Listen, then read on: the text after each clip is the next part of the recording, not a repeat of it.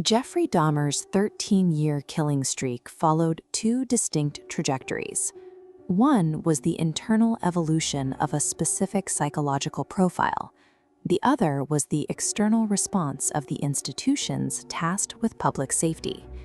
His psychological development was centered on a diagnostic condition known as necrophilic paraphilia.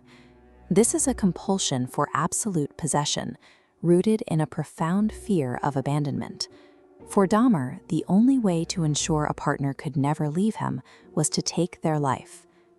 That compulsion first manifested in June 1978. Left unsupervised in his parents' Ohio home for several weeks, he murdered a hitchhiker named Stephen Hicks. After this first kill, he spent 9 years in a state of dormancy, using severe alcoholism to suppress his violent urges. In 1987, he relocated to Milwaukee and established a victology focused on marginalized, often transient young men of color from the city's gay community. He targeted individuals he believed were less likely to be the subject of aggressive police searches. The first major breakdown of the justice system followed his 1988 conviction for the sexual assault of a child.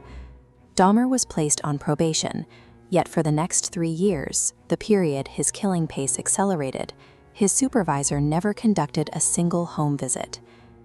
Dahmer's specific paraphilia operated in a heavily segregated city, where the disappearance of young men from minority communities was documented as a low investigative priority.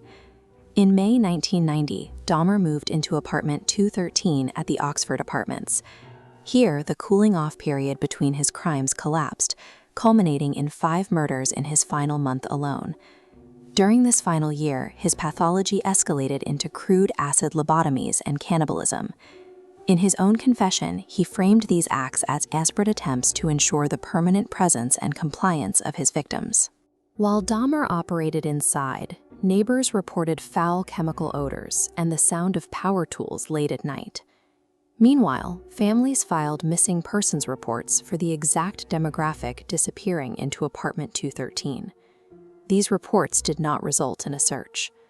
A slaughterhouse functioned inside a residential building because the complaints of the neighborhood residents went unaddressed by local law enforcement. The most consequential failure occurred on May 27, 1991.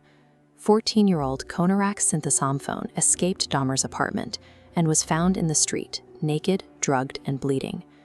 3 neighborhood women, including a resident named Glenda Cleveland, stayed with the boy and called 911, reporting a child in immediate danger. Officers Balzerchek and Gabrish arrived and dismissed the witnesses. They accepted Dahmer's unverified claim that the child was his 19-year-old partner, characterizing the scene as a domestic dispute between adults. The officers escorted the 14-year-old back into apartment 213. Konarak was murdered by Dahmer a few hours later.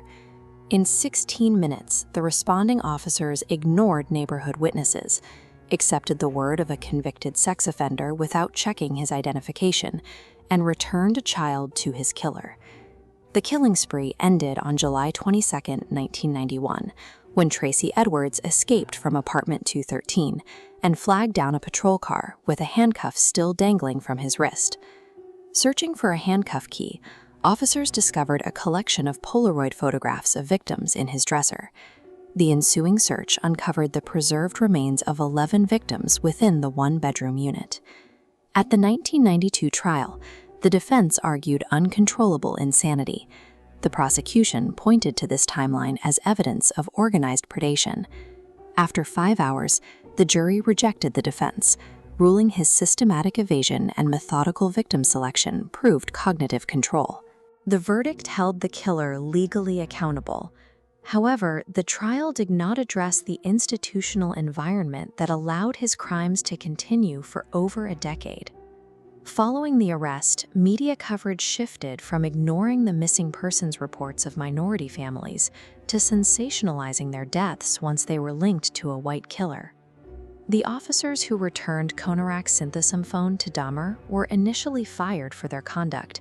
A few years later, a union arbitrator overturned those firings, and both officers were reinstated with full back pay. Jeffrey Dahmer was a rare pathological anomaly. But the police negligence, absent probation monitoring, and social apathy that protected him were documented everyday failures.